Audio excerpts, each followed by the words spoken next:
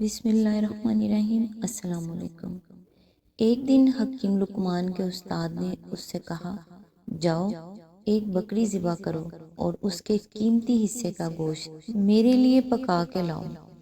اس نے بکری ذبح کی، اس کی زبان اور دل پکا کر استاد کی خدمت میں پیش کیا۔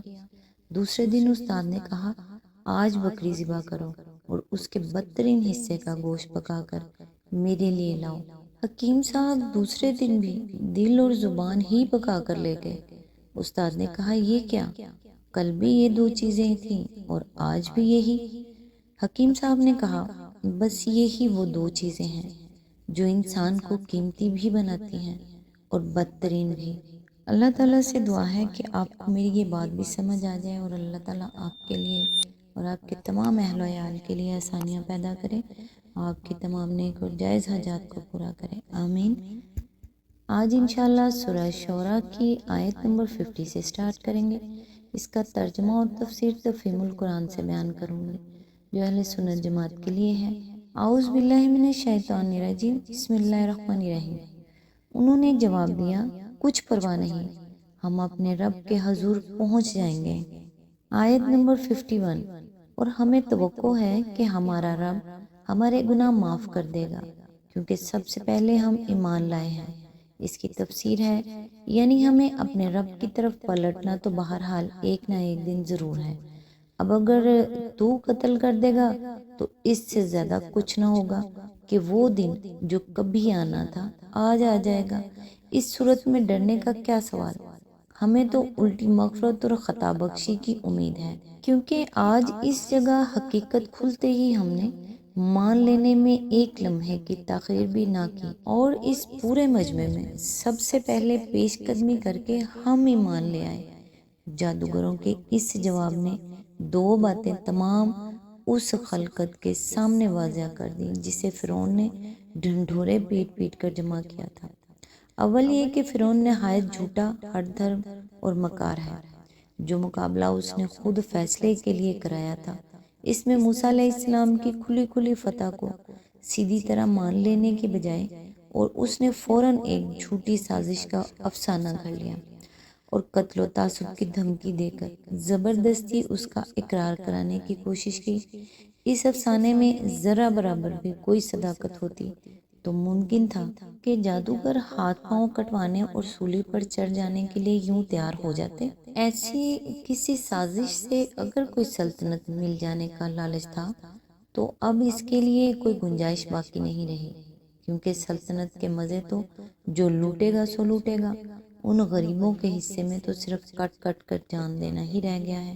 اس ہولناک خطرے کو دیکھ کر کے بھی ان جادوگروں کا اپنے ایمان پر قائم رہنا اس بات کی کھلی کھلی دلیل ہے کہ سازش کا الزام سراسر جھوٹا ہے۔ اور سچی بات یہی ہے کہ جادوگر اپنے فن میں ماہر ہونے کی وجہ سے ٹھیک ٹھیک جان گئے ہیں کہ جو کچھ موسیٰ علیہ السلام نے دکھایا ہے وہ ہرگز جادو نہیں ہے بلکہ واقعی اللہ رب العالمین ہی کی قدرت کا کرشمہ ہے۔ دوسری بات جو اس وقت ملک کے گوشے گوشے سے سمٹ کر آئے ہوئے ہزارہ آدمیوں کے سامنے کھل کر آ گئی وہ یہ تھی کہ اللہ رب العالمین پر ایمان لاتے ہی ان جادوگروں میں کیا زبردست اخلاقی انقلاب واقع ہو گیا۔ کہاں تو ان کی پستی ذہن و فکر کا یہ حال تھا کہ دین آبائی کی نصرت کے لیے آئے تھے اور فرعون کے آگے ہاتھ جوڑ جوڑ کر انعام مانگ رہے تھے، اور کہاں اب آن کے آن میں ان کی بلندی، ہمت و عزم اس درجے کو پہنچ گئی کہ وہی فرعون ان کی نگاہ میں ہیج ہو گیا۔ اس کی بادشاہی کی ساری طاقت کو انہوں نے ٹھوکر مار دی اور اپنے ایمان کی خاطر وہ موت اور بدترین جسمانی تعذیب تک برداشت کرنے کے لیے تیار ہو گئے۔ اس سے بڑھ کر مصریوں کے دین شرک کی تذلیل اور موسیٰ علیہ السلام کے لائے ہوئے دین حق کی مؤثر تبلیغ اس نازک نفسیاتی موقع پر شاید ہی کوئی اور ہو سکتی تھی۔ آیت نمبر 52۔ ہم نے موسیٰ کو وحی بھیجی کہ راتوں رات میرے بندوں کو لے کر نکل جاؤ، تمہارا پیچھا کیا جائے گا۔ اس کی تفسیر ہے، اوپر کے واقعات کے بعد ہجرت کا ذکر شروع ہو جانے سے کسی کو یہ غلط فہمی نہ ہو کہ اس کے بعد بس فوراً ہی حضرت موسیٰ علیہ السلام کو بنی اسرائیل سمیت مصر سے نکل جانے کے احکام دے دیے گئے۔ دراصل یہاں کئی سال کی تاریخ بیچ میں چھوڑ دی گئی ہے، جسے سورہ راف رکوع نمبر 15 اور 16 اور سورہ یونس رکوع نمبر 9 میں بیان کیا جا چکا ہے، اور جس کا ایک حصہ آگے سورہ مومن رکوع نمبر 2 اور 5 اور سورہ الزخرف رکوع 5 میں آ رہا ہے۔ یہاں چونکہ سلسلہ کلام کی مناسبت سے صرف یہ بتانا مقصود ہے کہ جس فرعون نے سری نشانیاں دیکھ لینے کے باوجود یہ ہٹ درمی دکھائی تھی، اس کا انجام آخرکار کیا ہوا، اور جس دعوت کی پشت پر اللہ تعالیٰ کی طاقت تھی وہ کس طرح کامیابی سے ہمکنار ہوئی۔ اس لیے فرعون اور حضرت موسیٰ علیہ السلام کی کشمکش کے ابتدائی مرحلے کا ذکر کرنے کے بعد اب قصہ مختصر کر کے اس کا آخری منظر دکھایا جا رہا ہے۔ واضح رہے کہ بنی اسرائیل کی آبادی مصر میں کسی ایک جگہ مجتمع نہ تھی، بلکہ ملک کے تمام شہروں اور بستیوں میں بٹی ہوئی تھی، اور خصوصیت کے ساتھ منف یعنی منفس سے رمسیس تک اس علاقے میں ان کی بڑی تعداد آباد تھی، جس سے جشن کے نام سے موسوم کیا جاتا تھا۔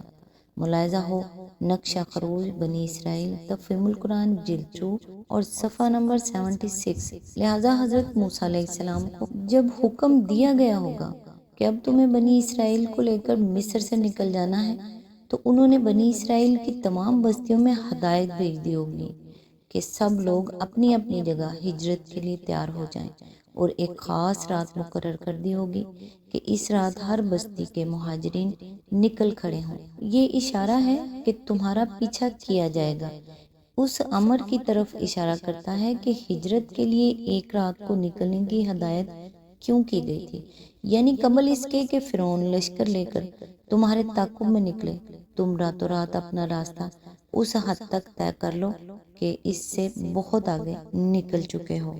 آیت نمبر 53۔ اس پر فرعون نے فوجیں جمع کرنے کے لیے شہروں میں نقیب بھیج دیے۔ آیت نمبر 54۔ اور کہلا بھیجا کہ یہ کچھ مٹھی بھر لوگ ہیں۔ آیت نمبر 55۔ اور انہوں نے ہم کو بہت ناراض کیا ہے۔ آیت نمبر 56۔ اور ہم ایک ایسی جماعت ہیں جس کا شیوا ہر وقت چوکنا رہنا ہے۔ اس کی تفسیر ہے یہ باتیں فرعون کی اس چھپی ہوئی خوفزدگی کو ظاہر کرتی ہیں جس پر وہ بے خوفی کا نمائشی پردہ ڈال رہا تھا۔ ایک طرف وہ جگہ جگہ سے فوجیں بھی فوری امداد کے لیے بلا رہا تھا، جو اس بات کی کھلی علامت تھی کہ اسے بنی اسرائیل سے خطرہ محسوس ہو رہا ہے۔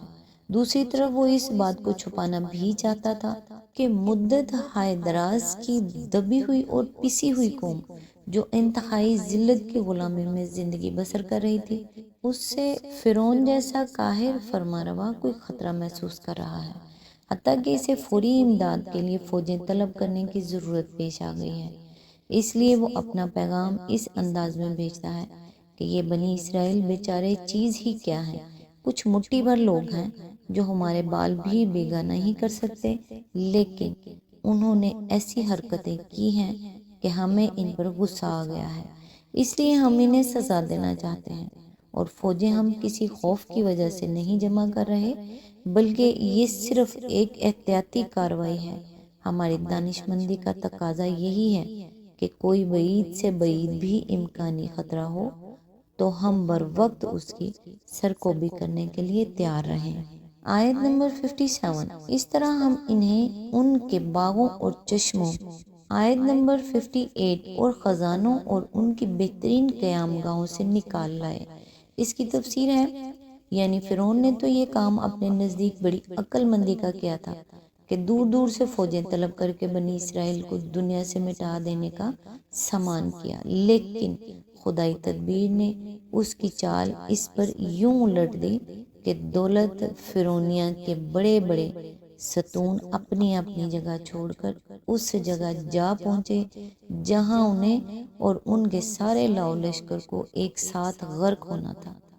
اگر وہ بنی اسرائیل کا پیچھا نہ کرتے تو نتیجہ صرف اتنا ہی ہوتا کہ ایک قوم ملک چھوڑ کر نکل جاتی، اس سے بڑھ کر ان کا کوئی نقصان نہ ہوتا، اور وہ حسب ثابت اپنے عیش قدوں میں بیٹھے زندگی کے مزے لوٹتے رہتے۔ لیکن انہوں نے کمال درجے کی ہوشیاری دکھانے کے لیے یہ فیصلہ کیا کہ بنی اسرائیل کو بخیریت نہ گزر جانے دیں، بلکہ ان کے مہاجر قافلوں پر یک بارگی حملہ کر کے ہمیشہ کے لیے ان کا کلا کما کر دیں۔ اس غرض کے لیے ان کے شہزادے اور بڑے بڑے سردار اور ایان سلطنت خود بادشاہ زیجا سمیت اپنے محلوں سے نکل آئے، اور اسی دانائی نے یہ دوہرا نتیجہ دکھایا کہ بنی اسرائیل مصر سے نکل بھی گئے اور مصر کی ظالم فرعونی سلطنت کا مکھن نظر دریا بھی ہو گیا۔ آج تک کے لیے بس اتنا ہی۔ نیکسٹ انشاءاللہ آیت نمبر 59 سے سٹارٹ کریں گے۔ تب تک کے لیے دعاؤں میں یاد رکھیے گا۔ اللہ حافظ۔